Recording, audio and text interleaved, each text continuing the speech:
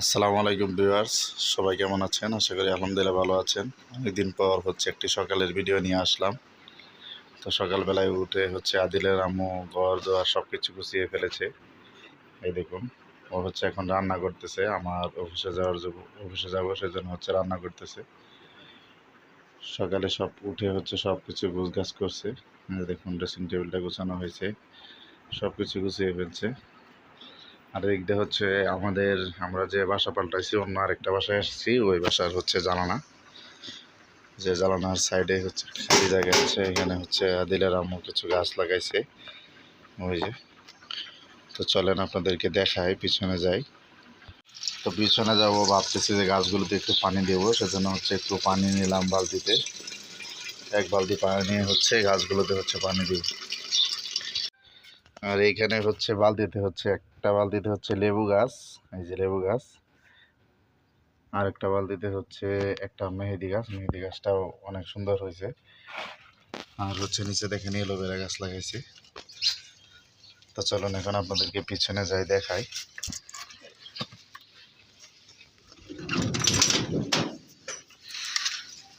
অনেক সরু জায়গা এখান দিয়ে,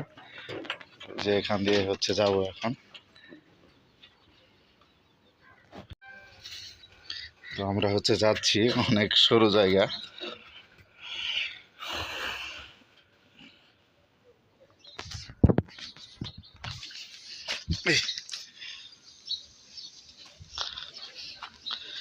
এই যে আসলাম বাসার পিছনে।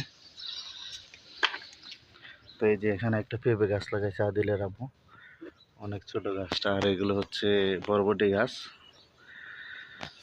বরবটি গাছগুলো মাশাআল্লাহ হইতেছে। আর সাথে একটা মরিচ গাছ হয়েছে। আর এখানে লাল গোলাপ পুঁইশাক, দেখেন লাল পুঁইশাক গাছ। আর এখানেও আর একটা মরিচ গাছ, এই যে কমলি শাক গাছ। এগুলো লাগাইছে, এখনো বড় হয় নাই। আর এটা মরিচ গাছ। মরিচ গাছটা মাশাআল্লাহ অনেক বড় হয়েছে,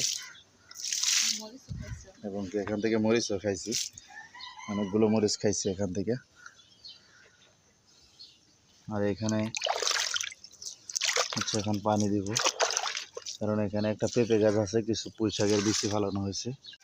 খাওয়ার জন্য বাজার থেকে কুমড়ো শাক আনছিলাম। তো এগুলো খাওয়ার পর দিলেন এবং যে বাকি অংশটা থাকে আর কি, উচ্ছিষ্ট অংশ, এগুলো থেকে চারার মতো লাগাইছে। এগুলো জেতা হয়েছে, দেখেন বড় হইতেছে। আর এটা তুলসী গাছ। তুলসী গাছটা আমরা কেটে দিয়েছি, কারণ ঝোপঝাড়ের মতো হয়ে গেছিলো।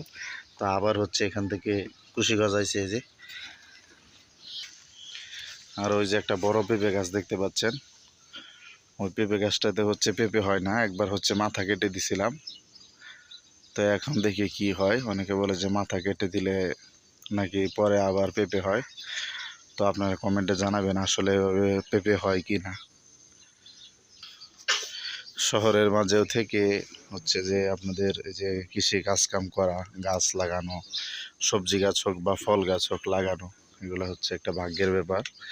কারণ শহরের মধ্যে সচরাচর এমন জায়গা পাওয়া যায় না। আর ফল হোক, ফলন হোক বা না হোক, তাতে কোনো কিছু আসা যায় না। মনের একটা আনন্দ, এটাই। সবাই ভালো থাকবেন। আসসালামু আলাইকুম।